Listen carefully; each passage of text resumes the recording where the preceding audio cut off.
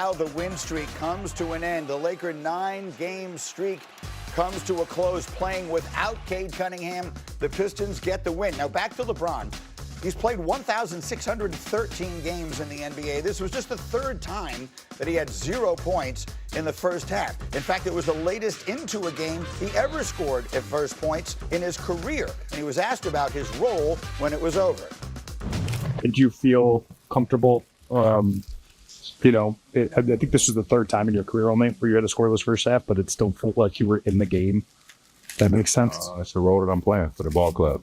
In order for us to win ball games, it's the role that I'm playing, and it's just how the game is moved. Now, you guys are the experts in basketball, but I am an expert in passive-aggressive behavior. Greeny! And I'm quite sure that's at least a little bit of what I heard there. Monica, you don't buy it? Now, what is passive-aggressive, but what also is true?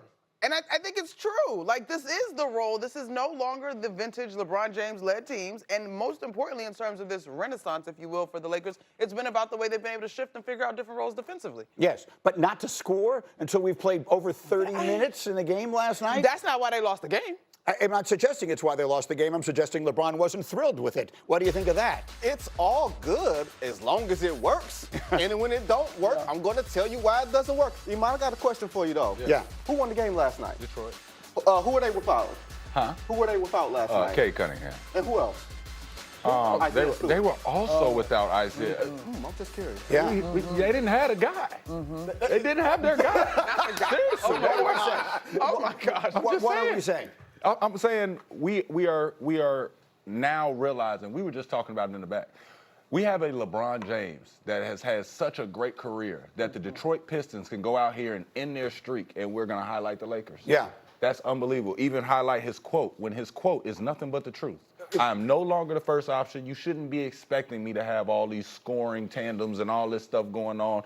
Right now, I'm just filling the holes, filling the gaps. I'm making sure the train stays on the track. You were his teammate at a time when obviously he was in a completely different stage. It was different. Of his career, understandable. Hey, you can't do that back then now, Bron. We needed you back then. Ain't got time for that back seat back then. You know what I'm saying? What I think Vince is saying is that LeBron is 100% good with playing whatever role you want so long as we're winning. But when we don't win, then maybe we're not quite as happy Well, about they're not invincible if LeBron plays this role. You know what I'm saying? We still know that they need help on the interior. We still know that they're going to need help defensively down the stretch. I know they're getting it done on this streak with team defense, but sometimes you need an individual to be able to guard at the end of games like we saw Detroit doing at the end there.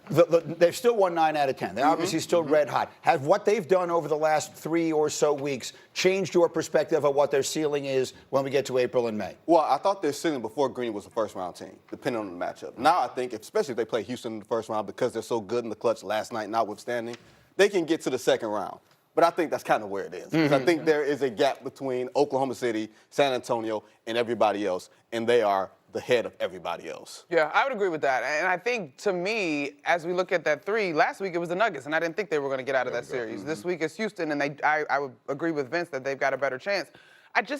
And we know everything gets tighter and magnified when you get to the postseason, and I think their depth and some of the guys that they rely on defensively that are not good options offensively would be exposed. You got to see last night why teams have problems believing in the Lakers. Dennis Jenkins was a guy who's a two-way player. Hey, put some respect on my guy. Who just got a contract, Greeny, a month and a half ago, giving them 30, giving them clutch buckets, picking on Austin Reeves, picking on Luka Doncic.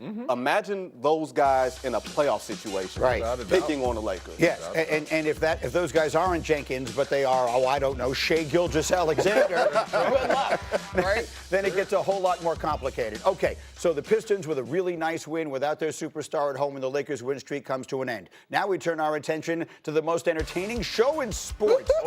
Ladies and gentlemen, I give you Victor Wembanyama on both ends of the floor playing Miami. This was an absolute blowout. San Antonio destroyed them. Just watch. How about defense on Norman Powell? Hey, the whole point of a reverse is to protect yourself from that. He did this without fouling. Jason Voorhees. Oh, my gosh. No foul. He's remarkable. Now, how about this one here? Throw it up for him. Throw it up for him. Hey, he doesn't even need a second hand. Doesn't even consider his second Hurt his hand. hand, or he just looking at it? Alive. In a related story, Spurs up 18 at the half. Now he's bringing it up. He's getting it back. Let me see that again. Fisher Price. That's all it is. Oh, Get him a deal. man. Fisher Price. Third quarter, Spurs by 26. Devin Vassell is going to throw up an alley-oop here. Bam, I need to Adebayo. get my Watch this. footing right quick. He's got Adebayo I got my right there, footing by right. the way. Oh, my goodness. It's levels to this, Green. Oh, my Lord. There's just nothing like this. There's never been anything like this.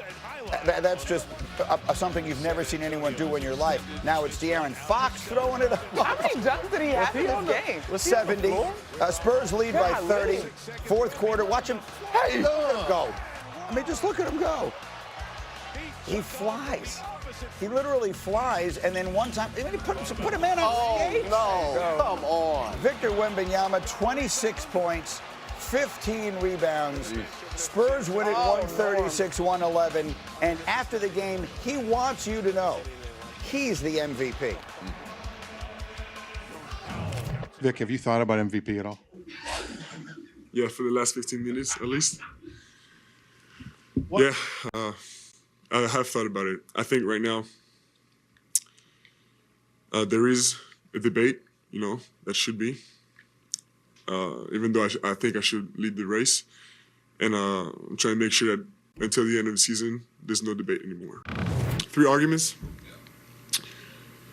My first one would be that defense is 50% of the game and that it is undervalued so far in the MVP race because I believe I'm the most impactful player defensively in the league. Second argument would be we almost swept OKC in the season and we dominated them 3 times with their real team and 4 times with more rotation players. And my third argument would be that offense impact is not just points. Okay, and I'm watching Shump while he's talking, and you're counting them off. You are buying everything he's selling, yes? I'm just so happy to see somebody not take the humble, I'm not going to say it, I'm going to be politically correct. He put it on the table. I think I should be leading. Tell me why I shouldn't. 7'5" guard said that, and I love it. Case closed. Well, What do you here's think, here's my counter. And shout out to our researcher, Drew, but I was rushing from the makeup room and I left my notes. However, when you look at net rating when it comes to defense, Shea and Wemby are not that far apart in those two, right?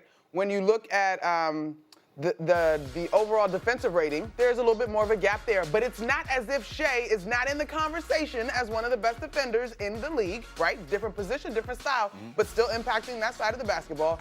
I think his best piece in that argument probably was the OKC sweep, but also that is still the regular season, and that's not going to be the hill that I would die on in that particular conversation. But he's making very valid points, but I do not think that defense is being overlooked in this conversation because Shea is a great defender. I think defense is overlooked in this league. I want to make sure that we go back to Shump's point.